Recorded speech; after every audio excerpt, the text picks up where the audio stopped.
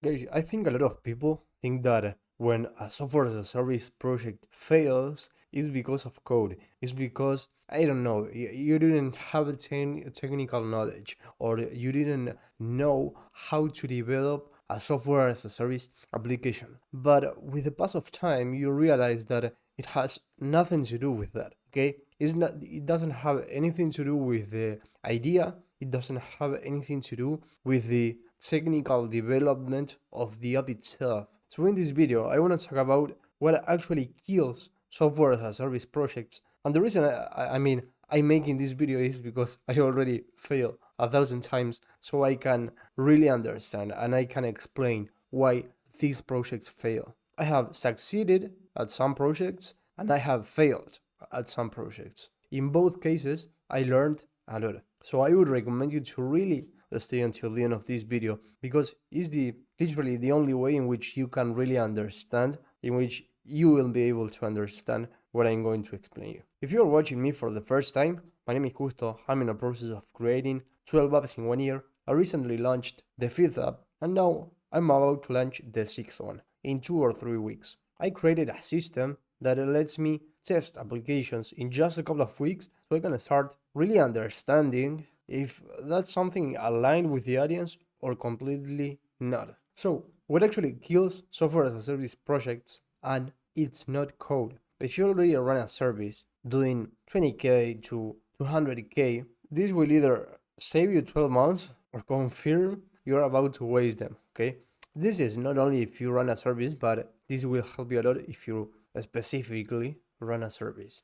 So the silent killer isn't about bad code, it's misaligned incentives, okay? You already know these at some level. I mean, your service works, clients pay, revenue is real, but growth has stress faster than margin. I already went through this, okay? I already had a marketing agency. And when you have a service, more people means more coordination, more clients mean more complexity. So you are still the bottleneck. You can solve this problem without a software as a service, but it's complicated. What happens is that you don't end up hating your business, you hate the sailing, okay? So software as a service enters the picture. But you don't want hype, you want leverage, you want asset value instead of more billing hours. But what's the core issue here? The founder wants leverage. The development agency wants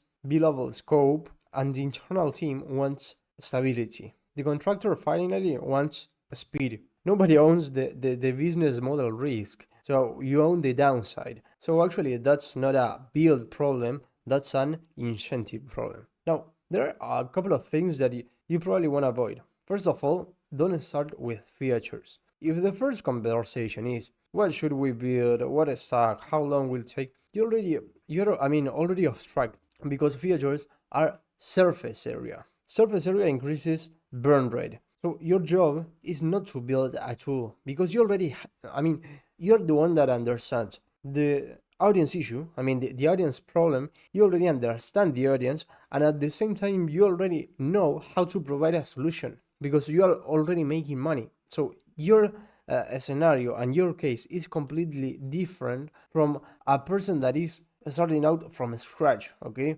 Someone that is starting from the ground up. So, as I wrote here, your job is to compress validated service demand into software leverage. And a lot of development agencies will hate me here, but I'm sorry, guys, I'm 100% honest. If you hire execution before defining removal, you're in problem, okay? If the software as a service still requires you to close every deal, you to manually guide onboarding, you to override decisions, you to hold the vision together, you didn't build leverage. You build a shinier service, okay? If the founder is still required, the product failed. The product failed in your case because it's not your goal only to make more money. Your goal is to remove yourself from the service, okay? That's the thing that we are focusing on. And if you hire any developer, that developer, what will do is he will tell you, yeah, okay, I will build your application, okay? I will turn your service into a software as a service. He will do anything just to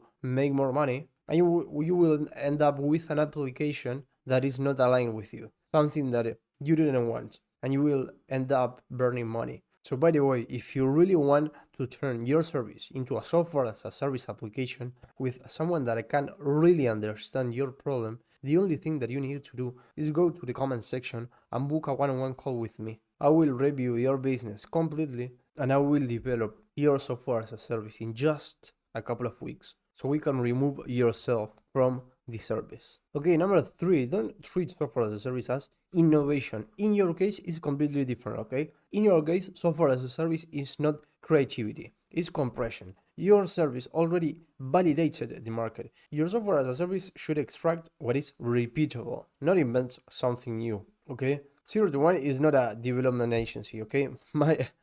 My business, it's leverage migration. So what you really want to do, okay, is align incentives before writing a single line of code. This is where almost nobody starts. Before roadmap, before tech stack, before UI, ask for uncomfortable questions. First of all, what absorbs downside? If this fails, who loses money? Who loses time? Who loses reputation? If the answer is me and only me, and everyone else still get paid, you don't have alignment.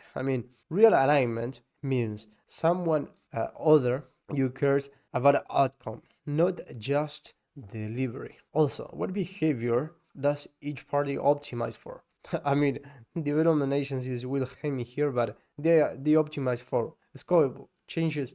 Change requests, timeline extensions, internal teams optimize for stability, minimal disruption, and you optimize for founder removal, asset creation, and risk reduction. Those are not the same objective, okay? If they are not explicitly aligned, friction is guaranteed. Now, question number 3. Is the revenue model forcing product discipline? Your software as a service should be anchored to a proven service workflow, a clear recurring problem, a measurable economic output. If pricing is vague, if value is narrative, if revenue depends on customer onboarding, it's not a product. It's repackaged consulting. And question number 4, okay? Does the product reduce your involvement per customer? Because that's the goal.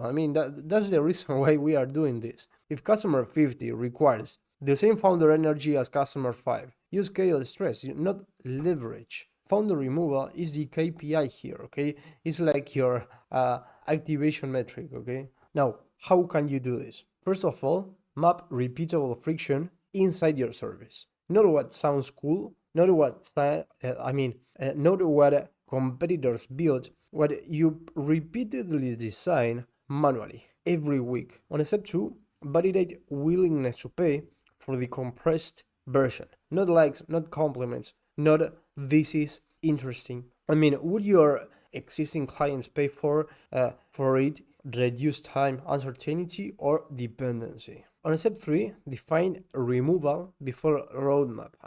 This product succeeds when I no longer need to do X, Y, and Z, okay? The actions or the things that you are doing right now that are burning your time and don't let you focus on the important parts of your business. Now, on step 4, align building incentives to outcome. Not speed, not volume, but outcome. If they win, you win, okay? And in that case, you have alignment. If they win when they ship, you have exposure, okay? Because they are not committed to make the product work. And the reason why this matters is because you are not a beginner. You already control distribution and cash flow, okay? A failed software as a service attempt doesn't just cost capital. It costs strategic focus, team stability, market position, and emotional bandwidth. And the reason why software as a service projects die is because the founder was still in the glue, the builder has no stake in outcome, the roadmap expanded,